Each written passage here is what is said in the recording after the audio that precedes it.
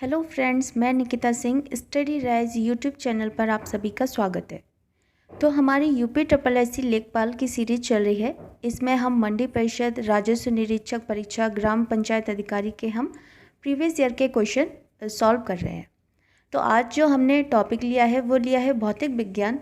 इससे पहले हमने सामान्य विज्ञान के अंतर्गत रसायन विज्ञान और जीव विज्ञान के प्रीवियस ईयर के क्वेश्चन सभी हो चुके हैं। ठीक है, तो जिसने अभी तक वे नहीं देखे तो प्लेलिस्ट में जाकर देख सकते हैं। यूपी SSSC एक अलग से प्लेलिस्ट बनी है, तो आप वहां से जाकर चेक कर सकते हैं। इसके अलावा हमारी 2 सीरीज़ और चल रही हैं, एक रीट की चल रही है और एक UPSI की। तो जो भी इन दोनों की जो तैयारी कर रहे हैं तो वे सभी वीडियो देखकर लाभ उठा सकते हैं। ठीक है, तो चलिए फिर आज का टॉपिक स्टार्ट करते हैं। तो सामान्य विज्ञान के अंतर्गत हमने टॉपिक लिया है भौतिक विज्ञान यानी कि फिजिक्स। फिर शुरू करते हैं, तो चलिए। और अगर चैनल सब्सक्राइब नहीं किया है तो जल्दी से सब्सक्राइब कर दें और बेल आइकन को भी प्रेस कर लें और अपने दोस्तों के साथ भी शेयर करें। तो हमारा इसमें जो क्वेश्चन दिया है, तो हमारा पहला क्वेश्चन है, विद्युत चुंबक किससे तैयार होती है? नरम लोहा, इस्पात लोहा, कोबाल्ट या पीतल? तो विद्युत चुंबक ये किससे? नरम लोहा से प्राप्त होती है, तैयार होती है। ठीक है, एक विद्युत चुंबक का निर्माण एक परिनालिका में नरम लोहे की कोर डालकर करते हैं। तो इसमें सही आंसर क्या हो जाएगा? Option A. नेक्स्ट है, लोहे की एक छोटी गोली पानी में डूब जाती है जबकि जहाज पानी पर तैरता है। यह सिद्धांत निम्न में से किस वैज्ञानिक के सिद्धांत पर आधारित है? Albert Einstein, Blaise Pascal, Newton या आर्किमिडीज? तो ये सिद्धांत आधारित है किस पे? ये है आर्किमिडीज के सिद्धांत पर आधारित है। ठीक है, आर्किमिडीज के सिद्धांत पर आधारित है। तो ये जो आर्किमिडीज का सिद्धांत है वह क्या कहता है कि इस सिद्धांत के अनुसार किसी तरल में डूबे पिंड के भार में कमी पिंड द्वारा विस्थापित तरल के भार के तुल्य होती है। तो इसमें आंसर क्या सही हो जाएगा? ऑप्शन डी इसमें आंसर सही हो जाएगा। अगला है, एक साधारण लोलक की समय सीमा डैश पर निर्भर करती है? लोलक की लंबाई, लोलक बॉब के द्रव्यमान, लोलक के तंतु में तनाव, लोलक की सामग्री के घनत्व? तो एक साधारण लोलक क्या होता है? पेंडुलम। ठीक है, जो घड़ी में लगा होता है, पेंडुलम। तो इसमें जो आंसर सही हो जाएगा वह कौन सा सही हो जाएगा? वह हो जाएगा ऑप्शन ए, लोलक की लंबाई। एक साधारण लोलक की समय सीमा किस पर निर्भर करती है? लोलक की लंबाई पर निर्भर करती है। ठीक है, तो इसमें सही आंसर है ऑप्शन ए। नेक्स्ट है, निम्नलिखित में से कौन से नियम सिद्धांत सही तरीके से मैच नहीं खाते हैं? एवोगाद्रो का नियम, बॉयल का नियम, संक्रम सिद्धांत या हुंड का नियम? तो इसमें जो पहला दिया है वह है एवोगाद्रो का नियम। इसमें लिखा है कि एक ही तापमान और दबाव में सभी गैसों के बराबर मात्रा में अणुओं की समान संख्या होती है। तो ये बिल्कुल सही है। ठीक है, एवोगाद्रो का नियम यही कहता है। अगला है बॉयल का नियम, गैसों में दबाव और मात्रा के बीच संबंध होता है, ये भी सही है। संक्रम सिद्धांत क्या होता है कि व्यक्ति से व्यक्ति में संचारित होने वाले जीवित एजेंट के कारण होने वाली संक्रामक बीमारियां होती हैं, ये भी सही है। मतलब कि वायरल और फ्लू, जो वायरल या फिर जो फ्लू होता है वो व्यक्ति से व्यक्ति में संचारित होता है, यानी संक्रमण होते हैं। अगला है हुंड का नियम। हुंड का नियम कह रहा है कि परमाणु में कोई भी 2 इलेक्ट्रॉन एक ही ऊर्जा स्तर पर नहीं रख सकते हैं, ये इसमें सही नहीं है। तो इसमें जो सही आंसर हो जाए वह कौन सा है? हुंड का नियम। ठीक है, हुंड का नियम इसमें सही नहीं है, तो हमसे गलत ही पूछा था।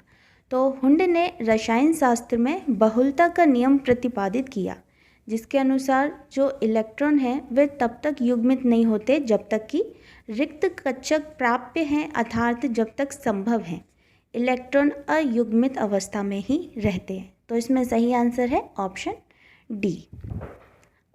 नेक्स्ट है, गलत मिलान की पहचान करें। Fountain pen Lewis Edison Waterman ने बनाया। Ammeter Zacharias Janssen, barometer Evangelista Torricelli ने आविष्कार किया। और एनिमेशन ये एमिल रेनॉल्ड। तो इसमें हमें बताना है कि कौन सा मिलान गलत है। तो इसमें जो गलत है वह है option second, ammeter Zacharias Jensen. ठीक है, अमीटर जैकेरियस जेनसन। तो ये जो अमीटर है वह जैकेरियस जेनसन ने नहीं बनाया, बल्कि किसने बनाया है? हैंस क्रिश्चियन ने। किसने बनाया है? हैंस क्रिश्चियन ने। ठीक है, अमीटर का आविष्कार डच वैज्ञानिक हैंस क्रिश्चियन ऑस्टेड ने किया था, ना कि जैकेरियस जेनसन ने। और इसमें विकल्प कौन सा सही हो जाएगा? Option B. नेक्स्ट है, जब जल जमता है इसका घनत्व बढ़ता है, समान रहता है, घटता है या शून्य हो जाता है। तो जब जल जमता है तो इसका घनत्व क्या? घटता है। क्या होता है? घटता है। 4 डिग्री सेल्सियस पर जल का आयतन न्यूनतम तथा घनत्व अधिकतम होता है। जैसे जैसे तापमान 4 डिग्री सेल्सियस से नीचे की ओर आता है तो उसका घनत्व घटने लगता है। ठीक है, और फिर जब जल जमता है कितने पर? 0 डिग्री सेल्सियस पर, तो इसका घनत्व घटता है। तो इसमें सही आंसर क्या हो गया? ऑप्शन सी इसमें सही आंसर हो गया। नेक्स्ट है, 2 कांच के गिलास एक दूसरे से एक के अंदर दूसरा चिपक जाते हैं, उन्हें कैसे अलग किया जा सकता है? बाहरी गिलास को गर्म पानी में डालकर, जोरों से पीट पीट कर, अंदरूनी गिलास में गर्म पानी डालकर या गिलासों को शीतल जल में डालकर। तो अगर 2 कांच के गिलासों के परस्पर चिपक जाने पर बाहरी गिलास को गर्म पानी में डुबो देने से जो उसमें ऊष्मीय प्रसार होगा, जिससे जो बाहरी जो गिलास होगा उसका वक्रीय पृष्ठ के क्षेत्रफल में क्या? वृद्धि हो जाएगी। ठीक है, तो इस प्रकार अंदर वाला गिलास सरलता से बाहर निकाला जा सकेगा। तो इसमें सही आंसर क्या हो गया? कि बाहरी गिलास को गर्म पानी में डालकर। ठीक है, नेक्स्ट है, फ़ारेनहाइट स्केल में पानी का क्वथनांक कितना होता है? 32 डिग्री फ़ारेनहाइट, 100, 212 या 373। तो फ़ारेनहाइट स्केल में पानी का क्वथनांक तो ये होता है 212 डिग्री फ़ारेनहाइट। ठीक है, इसमें आंसर सही हो जाएगा ऑप्शन सी।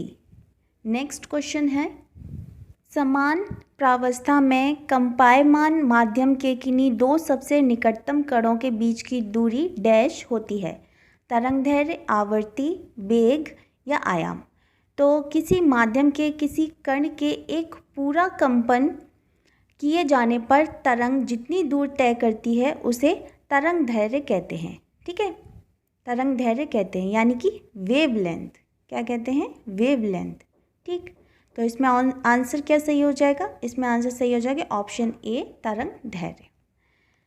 नेक्स्ट है,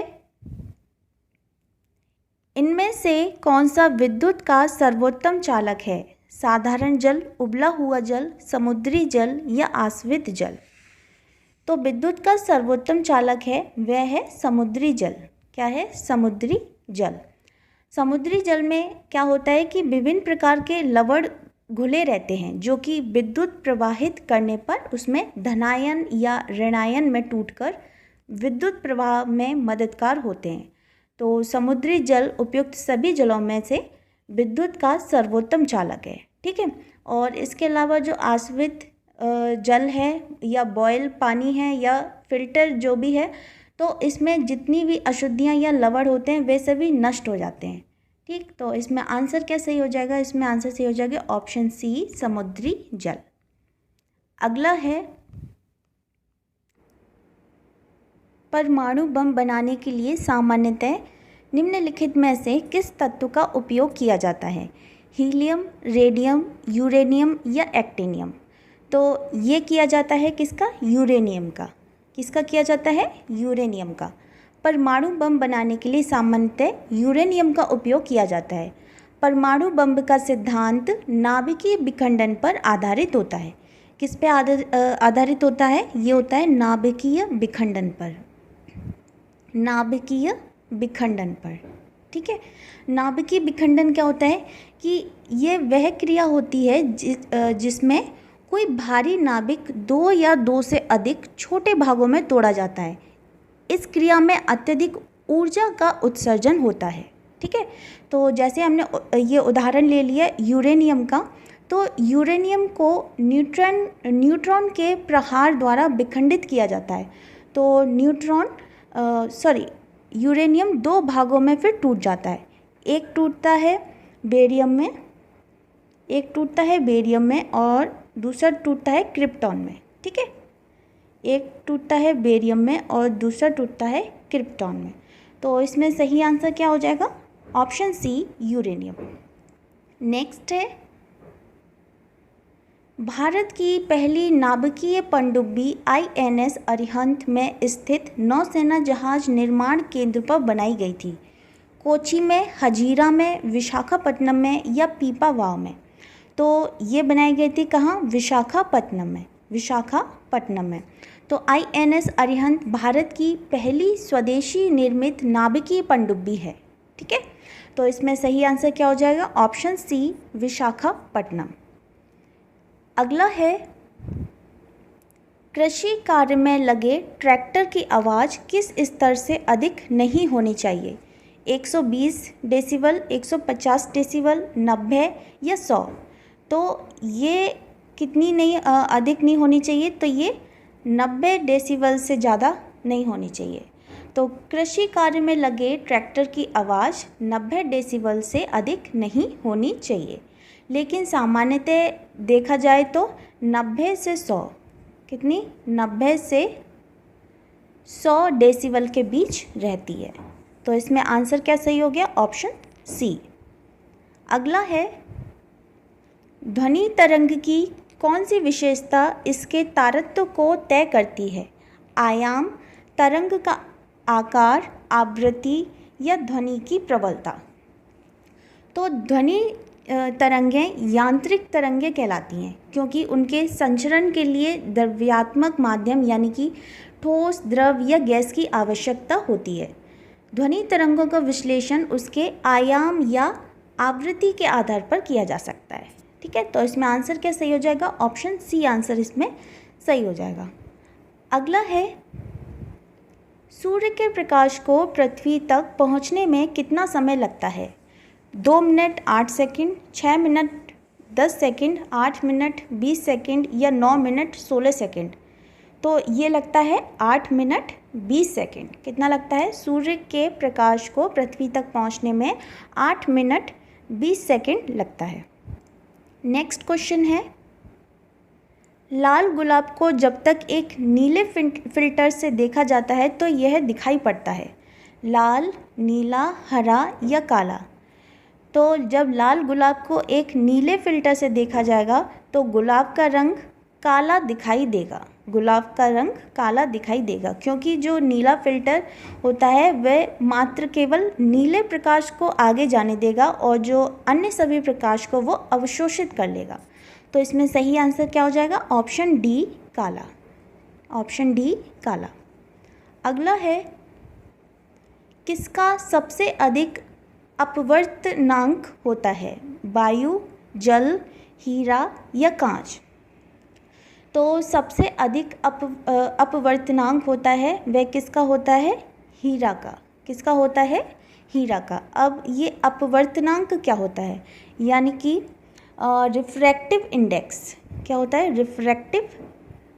रिफ्रैक्टिव इंडेक्स, अपवर्तनांक। तो ये क्या होता है कि किसी माध्यम कुछ भी हो सकता है, जैसे जल, हवा, कांच, तो का अपवर्तनांक वह संख्या है जो यह बताती है कि उस माध्यम में विद्युत चुंबकीय तरंग जैसे कि प्रकाश की चाल किसी अन्य माध्यम की अपेक्षा कितने गुना कम या अधिक है। ठीक है, जैसे मान लीजिए, जैसे ये प्रकाश यहाँ आ रहा है, प्रकाश यहाँ से आ रहा है, ये नॉर्मल अवस्था है। ठीक है, ये साधारण अवस्था है। तो ये प्रकाश, तो यहाँ जल भरा है, तो ये जो प्रकाश है वह कैसा हो जाएगा, थोड़ा सा टेढ़ा हो जाएगा। कैसा हो जाएगा, थोड़ा सा टेढ़ा हो जाएगा, टेढ़ा हो जाएगा। ठीक है, तो जब प्रकाश एक माध्यम से दूसरे माध्यम में जाने पर प्रकाश की जो किरणें होती हैं, प्रकाश की जो किरणें सीधी ना जाकर कैसी जाती हैं, अभिलंब की तरफ या अभिलंब से दूर मुड़ जाती हैं। अभिलंब की तरफ या अभिलंब से दूर मुड़ जाती हैं। यह मुड़ना किस तरफ होगा, तो यह किधर भी हो सकता है, जैसे इधर मुड़ गई या फिर इस साइड मुड़ गई। तो ये किस पर निर्भर करेगा, ये माध्यम का अपवर्तनांक कम है या किसी का अधिक है। ठीक है, तो ये उस पर निर्भर करता है। ठीक, तो इतना समझ में आ गया होगा। तो इसमें सही आंसर क्या हो जाएगा, हीरा इसमें सही आंसर हो जाएगा, क्योंकि इसका अपवर्तनांक सबसे अधिक होता है। कितना, 2.42 और सबसे कम होता है वह होता है वायु का। सबसे कम होता है वायु का 1.0003।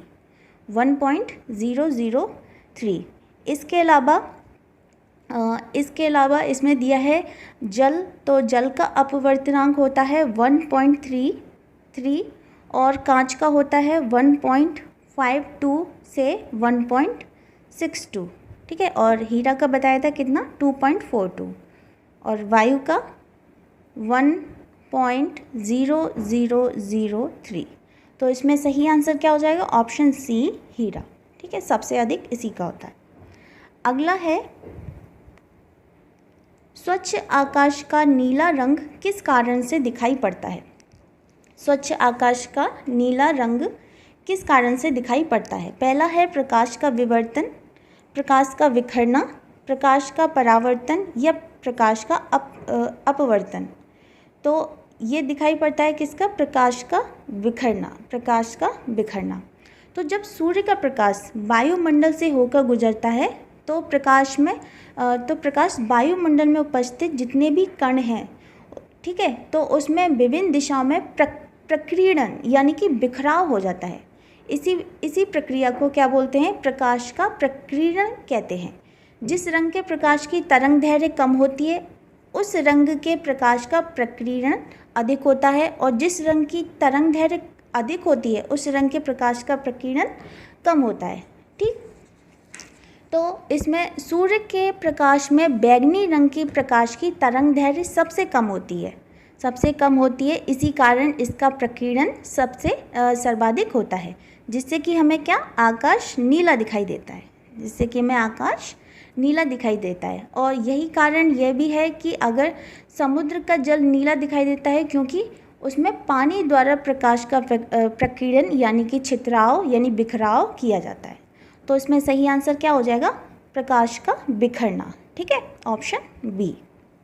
अगला है, मुख्य रंग कौन कौन से हैं। लाल, पीला, नीला, लाल मैजेंटा नीला, लाल हरा सफ़ेद या लाल हरा नीला। तो प्रकाश में 3 मूल या प्राथमिक रंग होते हैं। कौन कौन से होते हैं, लाल, हरा और नीला। प्राथमिक रंग होते हैं वे कौन कौन से होते हैं, लाल, हरा और नीला। ठीक है, इनको मिलाने से द्वितीयक रंग पीला, मैजेंटा एवं पीकॉक नीला का निर्माण हो सकता है, और एक प्राथमिक और द्वितीयक रंग के जोड़े को एक दूसरे का पूरक रंग कहते हैं। ठीक है, और जो सभी प्राथमिक रंग अथवा सभी द्वितीयक रंग को मिलाने पर सफ़ेद रंग के प्रकाश की उत्पत्ति होती है। ठीक, तो इसमें जैसे क्वेश्चन भी पूछ लिया जाए तो प्राथमिक रंग कौन कौन से हैं, तो आप इसमें सही आंसर लगाएंगे लाल, हरा और नीला। ठीक है, ये प्राथमिक रंग हैं। तो इसमें सही आंसर हो गया ऑप्शन डी। अगला है, कार्य तथा ऊर्जा की इकाई क्या है, जूल, एम्पियर, किलोग्राम या मीटर। तो कार्य की इकाई होती है वह होती है जूल। ठीक है, कार्य की इकाई होती है वह होती है जूल। किसी वस्तु के कार्य करने की क्षमता को उस वस्तु की ऊर्जा कहते हैं, और इसका मात्रक क्या होता है, जूल इसका मात्रक होता है। इसके अलावा इसमें दिया है एम्पियर, तो ये विद्युत धारा का मात्रक होता है। एम्पियर विद्युत धारा का मात्रक होता है, और फिर दिया है किलोग्राम, तो ये होता है द्रव्यमान का, किसका? द्रव्यमान का। और लंबाई का मात्रक होता है मीटर, लंबाई का मात्रक होता है मीटर। और एम्पियर होता है विद्युत धारा का। तो इसमें सही आंसर क्या हो जाएगा? Option A, joule. नेक्स्ट है, न्यूटन किसकी इकाई है? चाल, बल, आयतन या क्षेत्रफल? तो न्यूटन किसकी इकाई है? ये है बल की। न्यूटन किसकी इकाई है? बल की। इसके अलावा इसमें दिया है चाल, तो चाल का मात्रक होता है मीटर प्रति सेकंड। चाल का मात्रक होता है मीटर प्रति सेकंड। और क्षेत्रफल का मात्रक होता है मीटर स्क्वायर। क्षेत्रफल का होता है मीटर स्क्वायर। और आयतन का होता है मीटर क्यूब। आयतन का क्या होता है? Metre cube. तो इसमें सही आंसर क्या हो जाएगा? ऑप्शन बी, बल। नेक्स्ट क्वेश्चन है, बार किसकी इकाई है? ताप की, तापक्रम की, बिजली की या वायुमंडलीय दबाव की? तो बार किसकी इकाई है? वायुमंडलीय दबाव की इकाई है। ठीक है, वायुमंडलीय दबाव का एक गैर एसआई मात्रक है। तो जो 10⁵ न्यूटन मीटर स्क्वायर के समतुल्य होता है। ठीक है, तो इसे एसआई मात्रक के रूप में पास्कल द्वारा परिभाषित किया जा सकता है। पास्कल द्वारा परिभाषित किया जाता है। तो एक बार बराबर कितना होता है? एक बार बराबर कितना होता है? 10⁵ पास्कल। 10⁵ पास्कल। इसमें सही आंसर क्या हो गया? ऑप्शन डी, वायुमंडलीय दबाव। ठीक है, नेक्स्ट है, वह कौन सी भौतिक मात्रा है जिसका आयाम mL2T-2 है? किया गया कार्य, संवेग, दबाव या बल? तो ये है किया गया कार्य। किसकी है? किया गया कार्य की भौतिक मात्रा है जिसका आयाम कितना है? mL2T-2। इसमें सही आंसर हो जाएगा ऑप्शन ए। नेक्स्ट है, यांत्रिक ऊर्जा को वैद्युत ऊर्जा में रूपांतरित करने के लिए डैश का प्रयोग किया जाता है? डायनमो, माइक्रोफोन, विद्युत मोटर या बैटरी?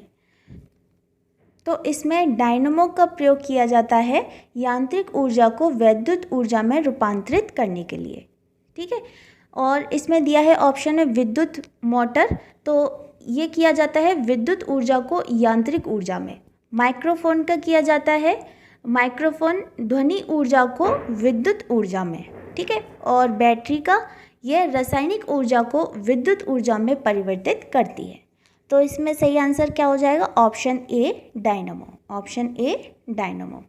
ठीक है, तो ये थी आज की वीडियो।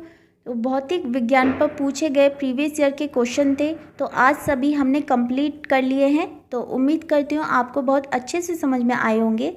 मिलते हैं फिर बहुत जल्द नेक्स्ट वीडियो में। तब तक के लिए थैंक यू सो मच।